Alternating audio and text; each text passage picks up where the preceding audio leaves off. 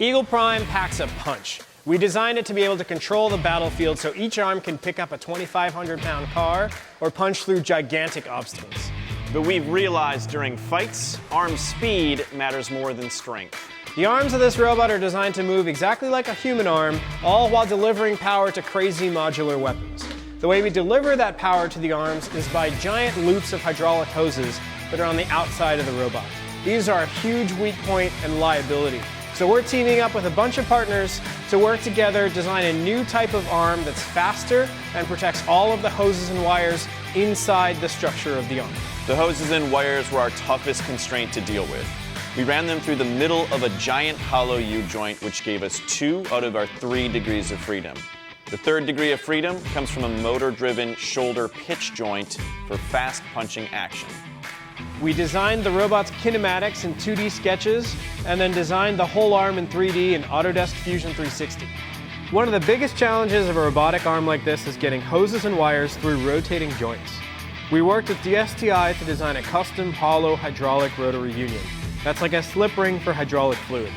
It allows us to redirect hoses from the shoulder down the arm, all while moving the arm at top speed.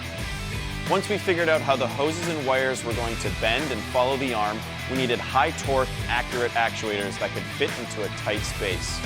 Our partner HELAC custom designed rotary actuators for us that fit under the shoulder and let us move the new arm through a wide range of motion.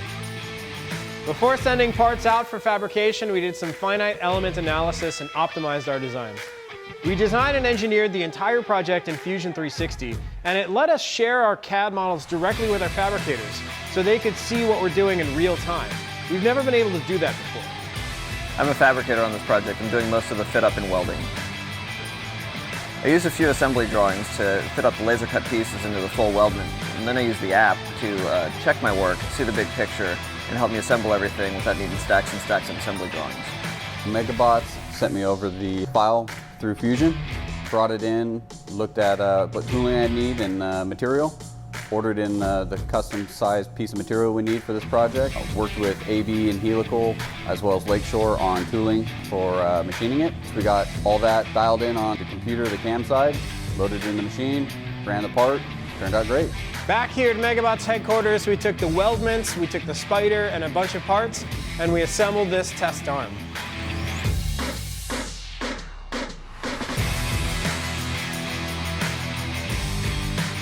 Once we were mechanically assembled, we got into our Parker on-site container and built up custom hydraulic hoses to hose the rotary union and to hose all of these parts. And now we're ready to test.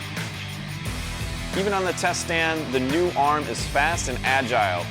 The new HELAC actuators position the arm, and our motor-driven punching action is way faster than our old heavy lift arms. The rotary union lets us direct hoses down the middle of our upper arm, which keeps them protected during battle.